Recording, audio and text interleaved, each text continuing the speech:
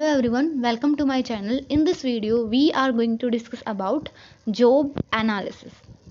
Job analysis आपके human resource management का एक इम्पोर्टेंट कंसेप्ट है.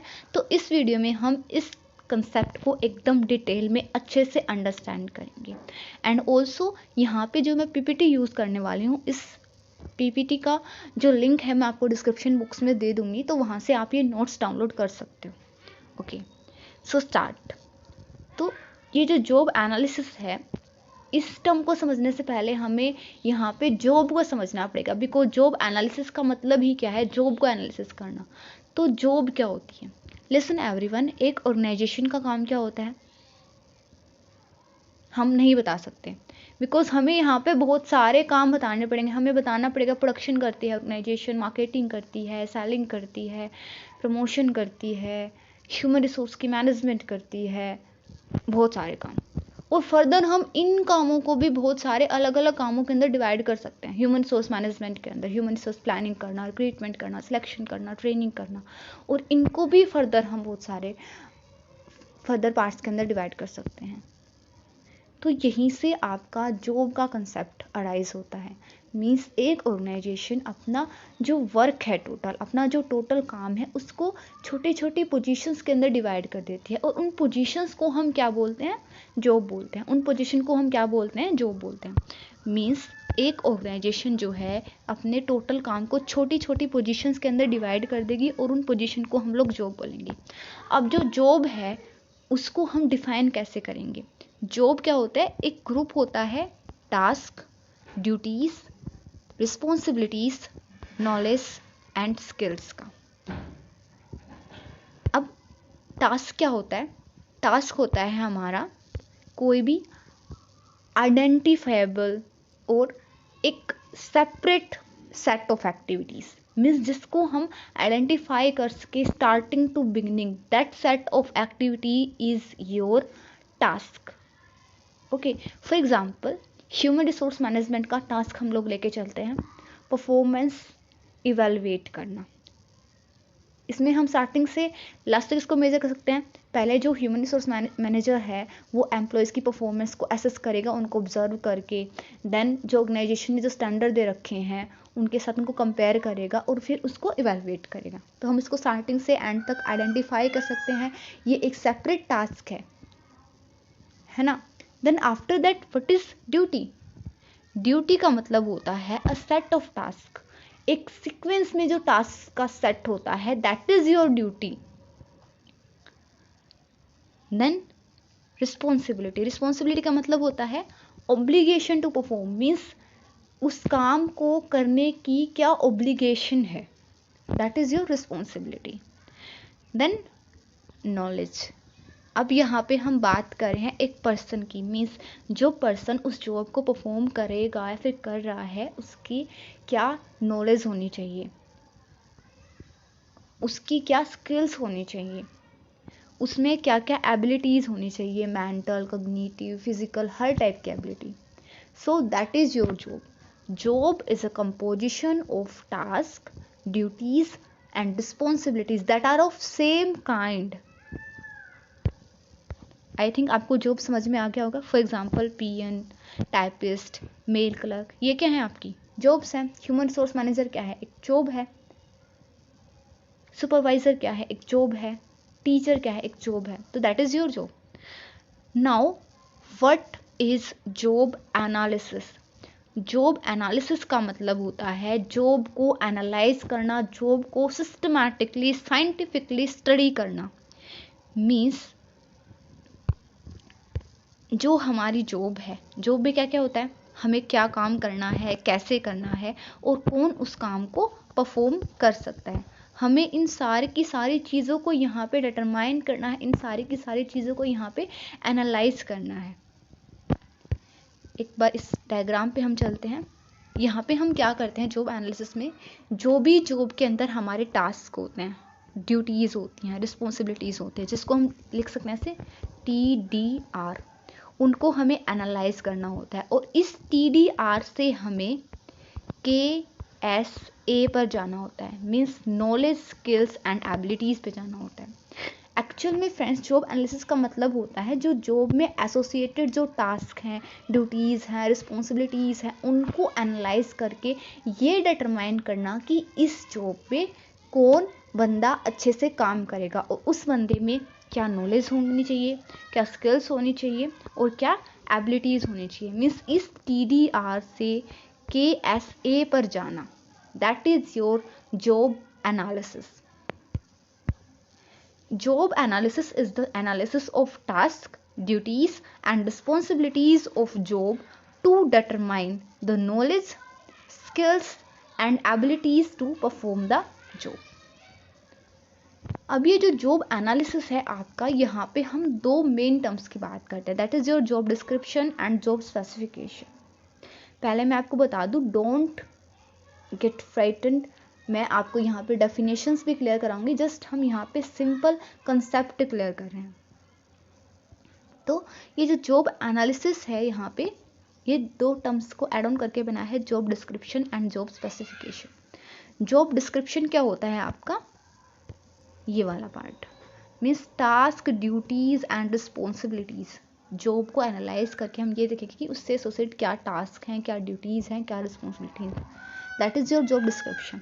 देन उसके बाद हम जॉब स्पेसिफिकेशन की बात करेंगे कि मीन्स कौन पर्सन उस जॉब को परफॉर्म कर सकता है, उसकी क्या नॉलेज, क्या स्किल्स और क्या एबिलिटीज़ होनी चाहिए। जब हम इन दोनों को ऐड ऑन कर देते हैं तो आपका जॉब एनालिसिस बनता है। So here is the definition of your job analysis. Job analysis is a process in which jobs are studied to determine what tasks, responsibilities they include, their relation to other job, the conditions under which work is performed, and the personal capabilities required for satisfactory performance. इसका मतलब क्या है कि job analysis में हम एक job की task, duties, responsibilities, job contest, इन सब को अंडरस्टैंड करते हैं, समझते हैं, ताकि हम ये डिटरमाइन कर सकें कि किन नॉलेज, स्किल्स और एबिलिटीज़ वाला बंदा उस काम को अच्छे से अच्छे तरीके से परफॉर्म कर पाएगा। एक और डेफिनेशन है, job analysis is the procedure for determining the duties, skills, requirement of a job and the kind of person who should be hired for it. Same हम जॉब को एनालाइज करेंगे और फिर हम देखेंगे कि कौन पर्सन उस जॉब को अच्छे से परफॉर्म कर पाएगा। जॉब एनालिसिस में आपके कुछ मेन कंपोनेंट्स होते हैं, मीन्स जॉब एनालिसिस आपको क्या क्या इंफॉर्मेशन प्रोवाइड कराता है। सबसे पहली इंफॉर्मेशन है आपकी नेचर ऑफ जॉब, मीन्स उस जॉब का नेचर क्या है। मैनेजमेंट नेचर है, सुपरवाइजिंग नेचर है, टेक्निकल नेचर है। ह्यूमन रिसोर्स मैनेजर का काम क्या होता है, मैनेज करना, मैनेजमेंट नेचर की जॉब हो गई। किसी लेबर का काम क्या होता है, जो प्रोडक्शन वगैरह करने का काम है, टेक्निकल काम होता है, तो टेक्निकल नेचर की जॉब हो गई। So that is the nature of job. तो जॉब एनालिसिस के थ्रू हमें पता चलता है कि जॉब का नेचर क्या है। ड्यूटीज एंड टास्क, उस जॉब से क्या क्या ड्यूटीज, क्या क्या टास्क एसोसिएटेड हैं। इक्विपमेंट एंड मटेरियल यूज्ड, क्या क्या इक्विपमेंट और क्या क्या मटेरियल उस जॉब के लिए यूज होता है। जॉब कंटेस्ट, जॉब कंटेस्ट को हम जॉब एनवायरनमेंट भी बोल सकते हैं। इट मीन्स किन कंडीशंस के अंदर जो है जॉब परफॉर्म करी जाएगी। Okay, relation of job with other job, उस जॉब का जो अदर जॉब्स हैं उनके साथ क्या रिलेशन है। ह्यूमन रिक्वायरमेंट या फिर जॉब स्पेसिफिकेशन, मीन्स उस जॉब को करने के लिए क्या स्किल्स, एबिलिटीज़ एंड क्वालिटीज़ की रिक्वायरमेंट है। तो ये सारे हमारे कंपोनेंट्स होते हैं, इंफॉर्मेशन होती है जो जॉब एनालिसिस हमें प्रोवाइड करता है। देन जॉब एनालिसिस के क्या क्या ऑब्जेक्टिव्स हैं। फ्रेंड्स, वैसे तो जॉब एनालिसिस के बहुत सारे ऑब्जेक्टिव्स हैं, बिकॉज जो भी हमारे टास्क हैं ह्यूमन रिसोर्स मैनेजमेंट के, whether it is recruitment, selection, performance evaluation, job design, everything depends on your job analysis. इसको हम इस वीडियो में इंपॉर्टेंस वाले पार्ट में करने भी वाले हैं। सो वैसे तो हमारे जॉब एनालिसिस के बहुत सारे ऑब्जेक्टिव्स हैं, लेकिन यहाँ पे हम मेनली 3 ऑब्जेक्टिव्स की ही बात करेंगे। पहला ऑब्जेक्टिव है आपका वर्क सिंप्लीफिकेशन। वर्क सिंप्लीफिकेशन का मतलब क्या है, इस टर्म से ही समझ में आ रहा है। वर्क को सिंप्लीफाई करना, काम को सिंप्लीफाई करना, मीन्स जब हम जॉब को एनालाइज करते हैं तो हम देखते हैं कि उस जॉब में क्या क्या टास्क हैं, क्या क्या ड्यूटीज़ हैं, क्या क्या रिस्पॉन्सिबिलिटीज़ हैं, तो हमें अच्छे से क्लियर हो जाता है जॉब के बारे में।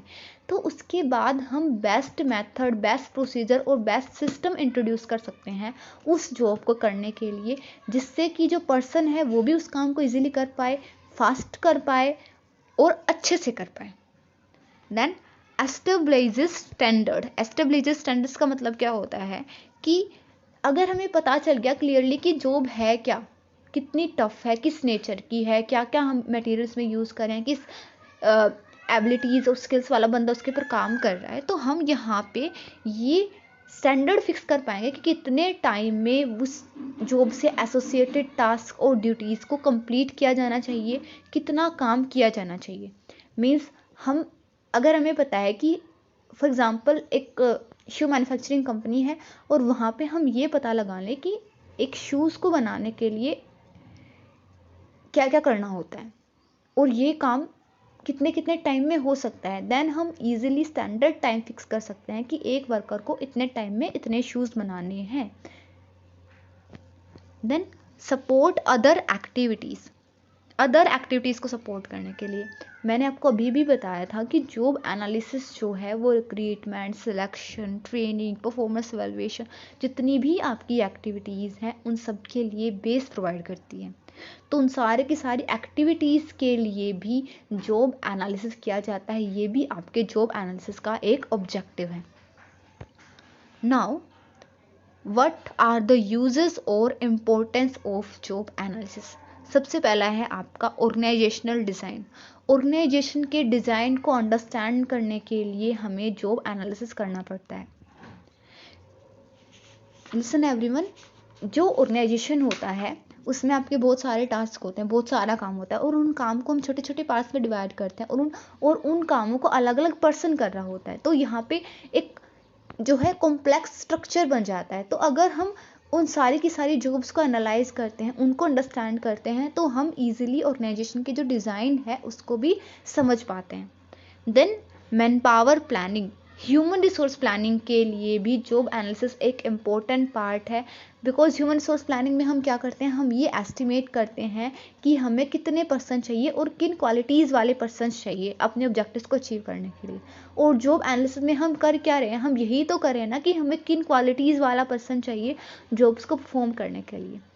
एंड ऑल्सो समटाइम्स हम जॉब एनालिसिस को ह्यूमन रिसोर्स प्लानिंग का एक पार्ट भी मान के चलते हैं।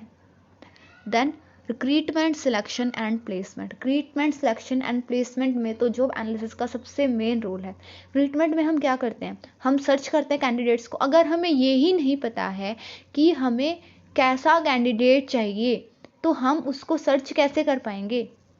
सिलेक्शन में हम ये देखते हैं कि क्या कैंडिडेट फिट है। अगर हमें यही नहीं पता है कि क्या स्किल्स, क्या क्वालिटीज़ हमें फाइंड आउट करनी है उस कैंडिडेट में, तो हम कैसे उसका इंटरव्यू ले पाएंगे। प्लेसमेंट, अगर हमें यही नहीं पता है कि जो जॉब है उसके ऊपर हमें कैसा बंदा चाहिए, तो हम कैसे किसी को भी उस जॉब के ऊपर प्लेस कर पाएंगे। Training and development. Training and development का मतलब क्या है कि जो जॉब एनालिसिस होता है उसके थ्रू हमें पता चलता है कि जॉब की नेचर क्या है, उसमें हमें क्या क्या काम करना है। तो उसके थ्रू हम ये भी डिटरमाइन कर सकते हैं कि उस जॉब पे जो बंदा काम कर रहा है उसको हमें किन किन स्किल्स के अंदर ट्रेन करना है, किस किस टाइम हमें ट्रेन करना है। देन उसमें डेवलपमेंट का क्या स्कोप है ये भी हम चेक कर पाएंगे, उसमें क्या पोटेंशियल है ये भी हम लोग चेक कर पाएंगे। Performance appraisal. परफॉर्मेंस अप्रेजल का मतलब क्या होता है, परफॉर्मेंस को अप्रेज करना। जॉब एनालिसिस के थ्रू हम क्या करते हैं, स्टैंडर्ड फिक्स करते हैं। स्टैंडर्ड फिक्स करने के बाद ही तो हम जो पर्सन है उसकी परफॉर्मेंस को अप्रेज कर सकते हैं, उसकी परफॉर्मेंस को मेजर कर सकते हैं। मीन्स स्टैंडर्ड्स के साथ जो एम्प्लॉयज़ हैं उनकी परफॉर्मेंस को कंपेयर कर पाएंगे जॉब एनालिसिस के through. Career path planning. Career path planning का मतलब क्या होता है कि किसी भी ऑर्गेनाइजेशन में अगर कोई एम्प्लॉय आता है तो उसके कुछ ड्रीम्स होते हैं। आप कभी भी किसी ऑर्गेनाइजेशन के अंदर अगर एंटर करते हो तो आप ये नहीं सोचते हो कि मेरे को जस्ट एक एम्प्लॉय ही बन के रहना है। आपके बड़े बड़े सपने होते हैं, मेरे को मैनेजर बनना है, मेरे को सीईओ की पोजीशन तक पहुंचना है। सो ये ह्यूमन रिसोर्स मैनेजमेंट का एक इम्पोर्टेंट फंक्शन है, एक इम्पोर्टेंट काम है कि वो अपने एम्प्लॉयज़ की इन एस्पिरेशंस को, इन ड्रीम्स को कंप्लीट करने में हेल्प करे। जॉब एनालिसिस के थ्रू हमें पता चलता है कि एक एम्प्लॉय का क्या करियर पाथ हो सकता है, मीन्स किस पोजीशन से किस पोजीशन पे के ऊपर वो जा सकता है। अब अगर एक ह्यूमन रिसोर्स डिपार्टमेंट में काम करने वाला बंदा है तो क्या हम उसको सेल्स मैनेजर बना सकते हैं? हो सकता है, लेकिन स्टिल हम इसको बिलीवेबल नहीं मानते। देन जॉब डिज़ाइन का मतलब क्या होता है कि किसी भी जॉब से जो एसोसिएटेड टास्क हैं, ड्यूटीज़ हैं, रिस्पॉन्सिबिलिटीज़ हैं, उनको अंडरस्टैंड करके सबसे बेस्ट मेथड, सबसे बेस्ट प्रोसीजर इंट्रोड्यूस करना उस जॉब को परफॉर्म करने के लिए। ये भी आपके जॉब एनालिसिस के थ्रू ही पॉसिबल होता है। जॉब इवैल्यूएशन का मतलब क्या होता है कि जो जॉब है उसकी क्या वर्थ है, वो जॉब कितना हेल्प करती है ऑर्गेनाइजेशन को अपने ऑब्जेक्टिव्स को अचीव करने में, उसकी क्या इंपॉर्टेंस है। जब हम जॉब का एनालाइज करेंगे तभी तो हमें पता चलेगा कि उस जॉब की क्या वर्थ है। लेबर रिलेशंस को मेंटेन करने के लिए भी जॉब एनालिसिस बहुत ज़्यादा इम्पोर्टेंट है। एम्प्लॉय काउंसलिंग के लिए भी जो है जॉब एनालिसिस आपका बहुत ज़्यादा इम्पोर्टेंट है। देन हेल्थ एंड सेफ्टी, जो ऑर्गेनाइजेशन के अंदर अगर किसी भी जॉब से एसोसिएटेड जो एनवायरनमेंट है, जो कंटेक्स्ट के हम लोग यहाँ पे बात कर रहे हैं, जो भी एनवायरनमेंट है, किन कंडीशंस के अंदर जो है काम हो रहा है, अगर वो कंडीशन हजार्डस है तो जो एनालिसिस के थ्रू हमें पता चलेगा और जो ह्यूमन रिसोर्स डिपार्टमेंट है वो नेसेसरी स्टेप्स ले पाएगा एम्प्लॉयज़ की, उस जॉब को परफॉर्म करने वालों की हेल्थ और सेफ्टी को मेंटेन करने के लिए। Now what is the process of job analysis? Job analysis की प्रोसेस में आपके मेनली 6 स्टेप्स हैं। पहला स्टेप है आपका ऑर्गेनाइजेशन को एनालाइज करना, देन ऑर्गेनाइजेशन के लिए एक जॉब एनालिसिस प्रोग्राम को ऑर्गेनाइज करना, जॉब एनालिसिस की इंफॉर्मेशन को हम यहाँ पे क्या यूज़ करेंगे वो डिसाइड करना, किन जॉब्स को हमें एनालाइज करना है वो सिलेक्ट करना, जॉब डिज़ाइन को अंडरस्टैंड करना, डाटा को कलेक्ट करना, जॉब डिस्क्रिप्शन को डेवलप करना और जॉब स्पेसिफिकेशन को प्रिपेयर करना। सबसे पहले स्टेप की बात करते हैं, ऑर्गेनाइजेशन को एनालाइज करना। ऑर्गेनाइजेशन को एनालाइज करना मीन्स हम यहाँ पे जो भी आपका ओवरऑल ऑर्गेनाइजेशन का स्ट्रक्चर है उसको एनालाइज करेंगे। मीन्स सारी की सारी जॉब्स, उन जॉब्स के बीच में क्या रिलेशन है। इस डायग्राम के थ्रू हम समझते हैं। Collection of background information means organisation में जॉब एनालिसिस के लिए जो भी हमें इंफॉर्मेशन की रिक्वायरमेंट है उसको हमें कलेक्ट करना है। सबसे पहला टूल है हमारा यहाँ पे ऑर्गेनाइजेशनल चार्ट्स। ऑर्गेनाइजेशनल चार्ट्स को हम यहाँ पे यूज़ करेंगे। ऑर्गेनाइजेशनल चार्ट्स हमें क्या बताते हैं कि ऑर्गेनाइजेशन में क्या क्या जॉब्स हैं और उन जॉब्स का आपस में क्या रिलेशन है। ओके, देन क्लास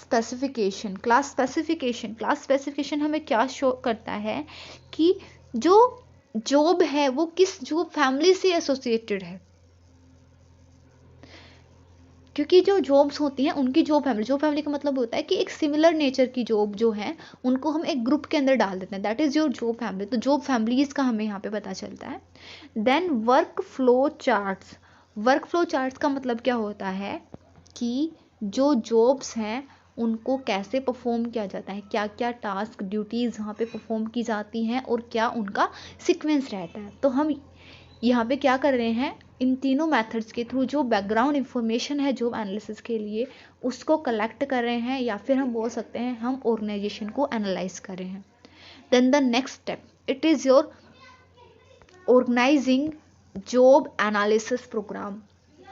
अब एक ऑर्गेनाइजेशन के अंदर हमने बैकग्राउंड इंफॉर्मेशन कलेक्ट कर ली, लेकिन क्या पूरा का पूरा ऑर्गेनाइजेशन जो है वो जॉब एनालिसिस करने वाला है? तो हमें यहाँ पे क्या करना पड़ेगा, हमें स्पेसिफिकली कुछ बंदे लेने पड़ेंगे या फिर ह्यूमन रिसोर्स डिपार्टमेंट से एक कमेटी बनानी पड़ेगी जिसका काम होगा जॉब एनालिसिस को करना। सो इस स्टेप पे हम क्या करेंगे, हम एक कमेटी बनाएंगे या फिर हम एक टीम बनाएंगे जो कि जॉब एनालिसिस परफॉर्म करेगी और एक जॉब एनालिसिस प्रोग्राम को डिज़ाइन करेंगे। अब प्रोग्रामिंग के अंदर एक तो हमने टीम बना ली, दूसरी चीज़ हम क्या करेंगे, क्या बजट रहने वाला है, कितने पैसे जो है उनको अलॉट किए जाएंगे अपने सारे के सारे फंक्शंस को परफॉर्म करने के लिए, कितने टाइम में उन्हें अपना जो फंक्शन है वो परफॉर्म करना है, किसको रिपोर्ट उन्हें करनी है, ये सारी चीज़ें हम यहाँ पर डिसाइड करेंगे। प्रोग्राम हम लोग पूरा का पूरा डिज़ाइन करेंगे। Then deciding the use of job analysis of information, जो जॉब एनालिसिस के थ्रू जो इंफॉर्मेशन हमें ऑब्टेन होने वाली है उस इंफॉर्मेशन को हमें कहाँ पे यूज़ करना है। अब जो इंफॉर्मेशन हमें जॉब एनालिसिस के थ्रू हमें मिलती है उसको ऐसा नहीं है कि हम जस्ट एक ही फंक्शन के लिए, जस्ट हमने ह्यूमन रिसोर्स प्लानिंग के लिए उसको यूज़ करना है, जस्ट रिक्रूटमेंट के लिए यूज़ करना है, नहीं। जितने भी ह्यूमन रिसोर्स मैनेजमेंट के फंक्शन हैं उन सारे के सारे फंक्शंस के अंदर हम जॉब एनालिसिस की इंफॉर्मेशन को यूज़ करते हैं। Procurement, development, compensation, integration, maintenance. Okay, then उसके बाद हम क्या करेंगे, हम जो रिप्रेजेंटेटिव जॉब्स हैं, जिन जॉब्स को हमें एनालाइज करना है उनको सिलेक्ट करेंगे। अब एक ऑर्गेनाइजेशन के अंदर बहुत सारी जॉब्स होती हैं, ऐसा तो नहीं ना कि हम सारी की सारी जॉब्स को एनालाइज करेंगे।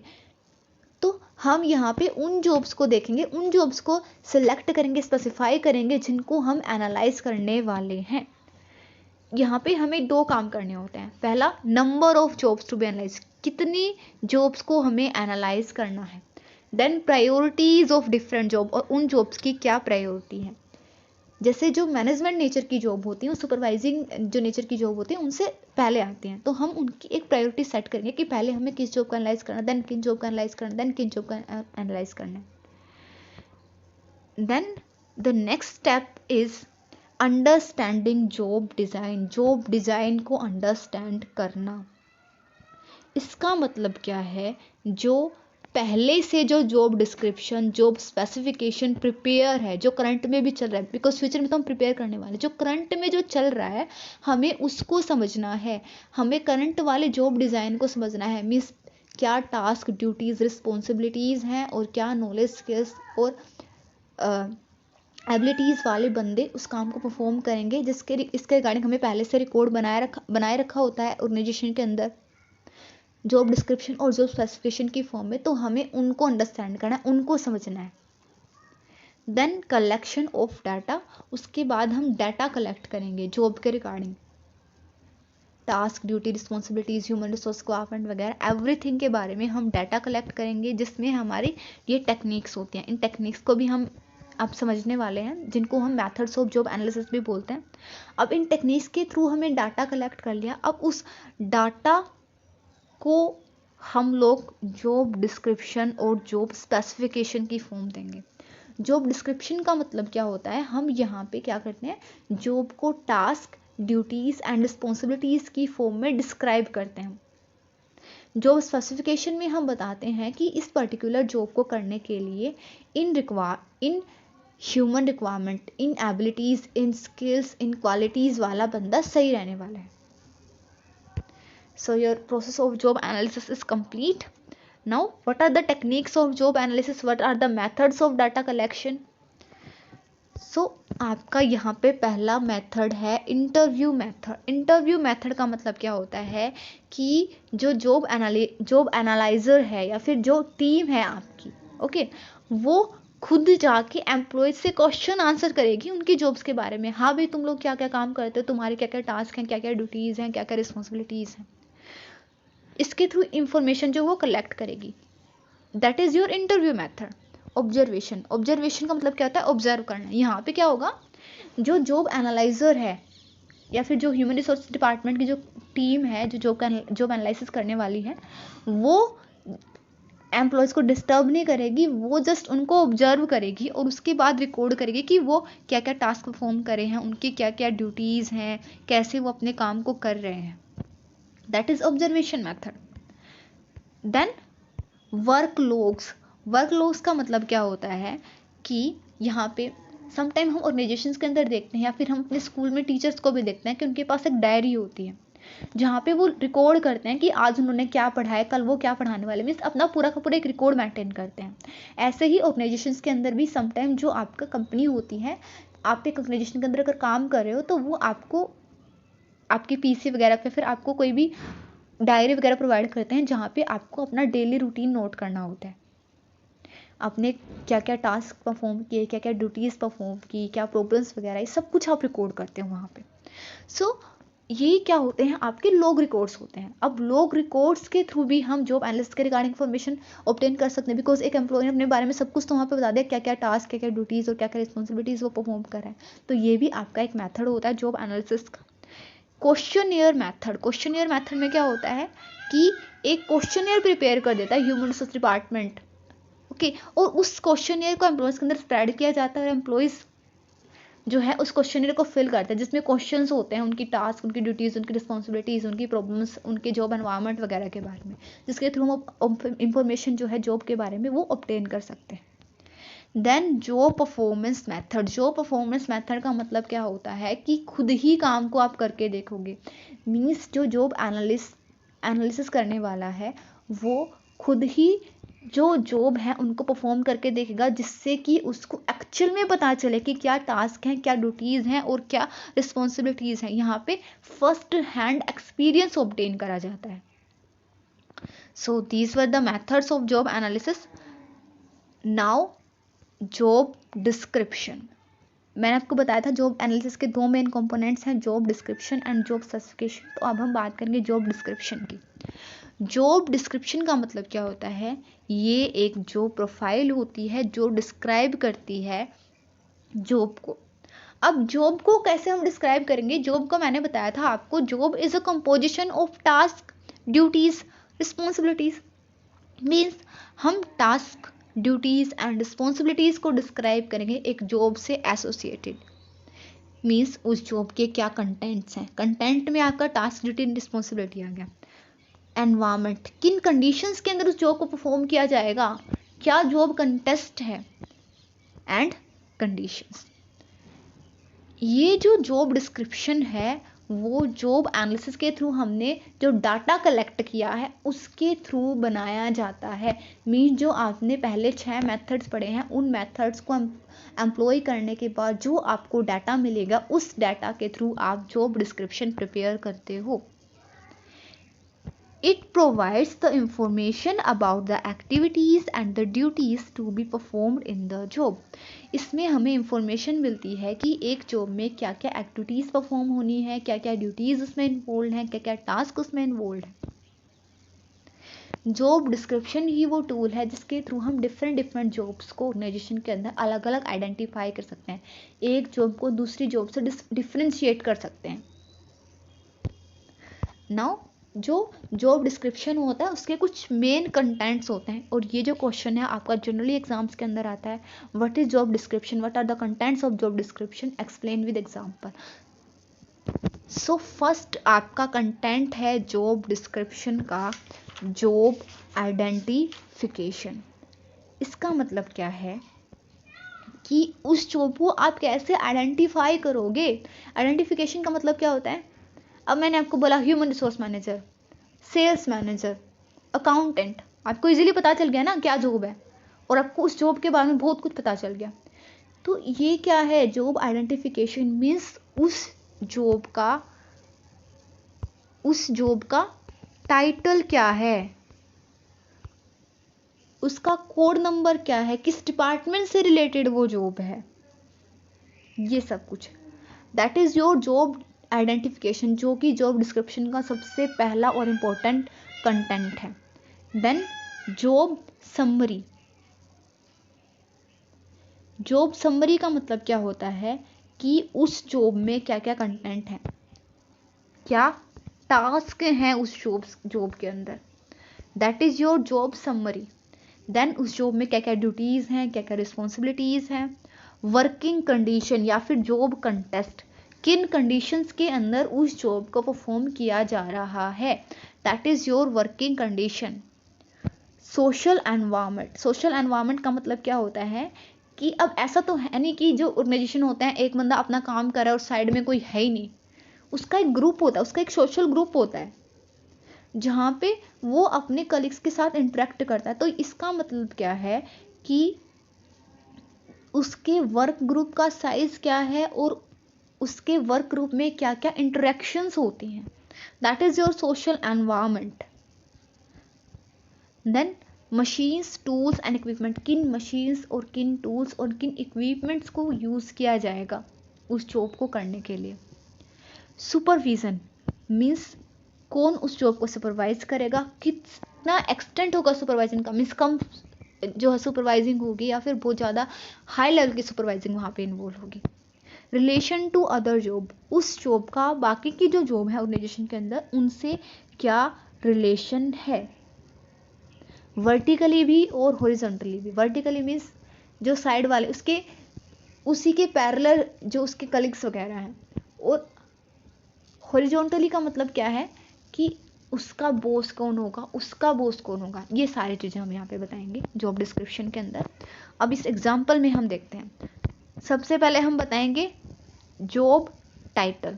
ये देखो, job title, code number and department, यहाँ तक आपका जॉब आइडेंटिफिकेशन है। जॉब का टाइटल क्या है, मैनेजर, और मैनेजर किसका है, वेज एंड सैलरी एडमिनिस्ट्रेशन में मैनेजर, या फिर हम बोल सकते हैं पेरोल मैनेजर। कोड नंबर क्या है, HR 1705, department human resource department है आपका। जॉब समरी, जॉब समरी में क्या हमने बताया था कि उसके टास्क क्या क्या। अब इस wage and salary administration manager के क्या क्या टास्क हैं, responsible for company wage and salary programmes, job analysis करना, जॉब इवेल्युएशन करना, वेज सर्वेज और बेनिफिट एडमिनिस्ट्रेशन वगैरह करने का काम है इसका। ये जो इसकी जॉब समरी है। जॉब ड्यूटीज़, अब उसकी क्या क्या ड्यूटीज़ हैं, सुपरवाइज करना जॉब एनालिसिस की स्टडीज़ को, जॉब एवेल्युएशन प्रोसीजर वगैरह को डेवलप करना, एक चेयरमैन की तरह काम करना, जॉब इवेल्युएशन कमेटी के चेयरमैन की तरह काम करना है उसको, और भी बहुत सारी ड्यूटीज़ हैं इसकी। देन वर्किंग कंडीशन, किन कंडीशंस के अंदर काम किया जा रहा है, दैट ये भी हम बताएंगे ना, या हम बोल सकते हैं जॉब कंटेस्ट जॉब डिस्क्रिप्शन के अंदर। नॉर्मल वर्किंग कंडीशन है उसकी, 8 घंटे उसको काम करना है एक दिन में, और 5 डेज अ वीक, और कोई भी हजार्डियस कंडीशन यहाँ पे नहीं है, बिकॉज हजार्डियस कंडीशन तो वहाँ पे होते हैं जब हम लेबरिंग वगैरह का काम की बात करते हैं। सुपरविजन, सुपरविजन का मतलब क्या होता है कि उसको कौन सुपरवाइज करेगा, क्या डिग्री ऑफ सुपरवाइजिंग होगी उसकी। रिपोर्ट टू द डायरेक्टर, अब जो मैनेजिंग नेचर का काम होता है, जैसे हम लेबर के ऊपर सुपरवाइजर को अपॉइंट करते हैं तो वो उसको ऑल द टाइम उसको ऑब्जर्व करता रहता है, ऐसा तो नहीं होता ना मैनेजर्स के ऊपर। तो मैनेजर्स का काम हम कैसे सुपरवाइज करते हैं, वो जो रिपोर्ट्स वगैरह प्रिपेयर करते हैं उनको चेक करके। सो उसको किसको रिपोर्ट करनी है, डायरेक्टर को, ह्यूमन रिसोर्स मैनेजर वगैरह को, इन सबको उसको रिपोर्ट करनी है। रिलेशनशिप, रिलेशनशिप क्या है उसकी जॉब का अदर जॉब से, with equivalent level of management in other department, उसी के लेवल की जो मैनेजमेंट्स हैं और डिपार्टमेंट्स के अंदर उनके साथ रिलेशन है उसका। Social and official contact with local official, जो लोकल ऑफिशियल्स हैं आपके उनके साथ ऑफिशियल और सोशल कॉन्टैक्ट मेंटेन करने का जो रिलेशन है वो भी उसकी जॉब का है। मीन्स उसकी जॉब में और जो उस एरिया की ऑफिशियल और सोशल जो जॉब्स हैं उनके बीच में रिलेशन है। Now job specification, job specification का मतलब क्या होता है कि यहाँ पे हम ये स्पेसिफाई करते हैं किन नॉलेज, स्किल्स और एबिलिटीज़ वाला बंदा किसी जॉब को अच्छे से परफॉर्म कर पाएगा। जॉब स्पेसिफिकेशन क्या होती है, एक स्टेटमेंट होती है जहाँ पे हम नॉलेज, स्किल्स और abilities that are needed to perform a job को डिस्क्राइब करते हैं। यहाँ पे हम मिनिमम एक्सेप्टेबल क्वालिफिकेशन बताते हैं। एंड इनकम्बेंट मीन्स एक पर्सन जो किसी जॉब को परफॉर्म करे, किसी पोजीशन के ऊपर बैठा है, that is incumbent, must possess to perform the assigned duty successfully. Means हम यहाँ पे स्किल्स, नॉलेज, एबिलिटीज़ को डिफाइन करते हैं, डिस्क्राइब करते हैं, जिनको पोजेस करने वाला बंदा किसी पर्टिकुलर जॉब को बेस्ट परफॉर्म कर पाएगा। अब जॉब स्पेसिफिकेशन के भी आपके कुछ कंपोनेंट्स होते हैं। पहला तो आपका वही कुछ जॉब डिस्क्रिप्शन वाले पोजीशन टाइटल, पोजीशन का टाइटल क्या है आपका, manager wage and administration, department क्या है, ह्यूमन रिसोर्स डिवीजन।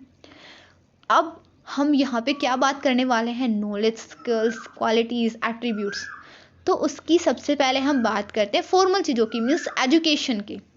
उसकी क्या एजुकेशन होनी चाहिए, पहला एक गुड बैचलर डिग्री होनी चाहिए विद एटलीस्ट 50% मार्क्स। कोई भी स्पेशलाइजेशन होना चाहिए, MBA में, HRM में, MA social work, diploma in HRM, इनमें से एक डिग्री होना जरूरी है। अ डिग्री और diploma in labour law will be an additional desirable qualification. अगर किसी के पास डिप्लोमा इन लेबर लॉ है तो वो एडिशनल क्वालिफिकेशन होगी और उस एम्प्लॉय को ज़्यादा प्रेफरेंस दी जाएगी, उस कैंडिडेट को ज़्यादा प्रेफरेंस दी जाएगी। एक्सपीरियंस, एक्सपीरियंस कितना रिक्वायर्ड है, 5 साल का एक्सपीरियंस होना चाहिए एक सिमिलर पोजीशन की जॉब में किसी बड़े लेवल के ऑर्गेनाइजेशन के अंदर। एज, क्या एज उसकी होनी चाहिए? 30 to 50 तक की एज होनी चाहिए, 45 तक की एज होनी चाहिए। कुछ एट्रीब्यूट्स या फिर हम बोल सकते हैं क्वालिटीज़, हेल्थ अच्छी होनी चाहिए, प्लीजिंग मैनर मीन्स दूसरे जब वो बात करे तो दूसरे खुश हो जाए, तो ऐसी उसकी मैनर होनी चाहिए। स्पीकिंग एंड राइटिंग में फ्लुएंसी होनी चाहिए, इंग्लिश या फिर किसी भी अदर लैंग्वेज की हम बात कर सकते हैं। डिसीजन मेकिंग और एनालिटिकल स्किल्स होने चाहिए, लंबे टाइम तक काम करने की एबिलिटी होनी चाहिए, इनोवेटिव अप्रोच होनी चाहिए, गुड नॉलेज होनी चाहिए कंप्यूटर एप्लीकेशंस वगैरह के रिगार्डिंग। सो ये सारे उसके एट्रीब्यूट्स होंगे। Now thank you all, thank you very much. अगर आपको अभी भी कोई भी क्वेरी है जॉब एनालिसिस के टॉपिक के अंदर, तो आप मेरे को कमेंट सेक्शन में पूछ सकते हो, I will answer it. And please like, subscribe and comment on my channel. And also अगर आपको human resource management, capital market और भी बहुत सारे सब्जेक्ट्स की वीडियोस मैं डाल रही हूँ, उनमें से किसी भी सब्जेक्ट में किसी भी टॉपिक की वीडियो चाहिए है, तो आप मेरे को कमेंट सेक्शन में बता सकते हो। Now thank you, thank you, thank you.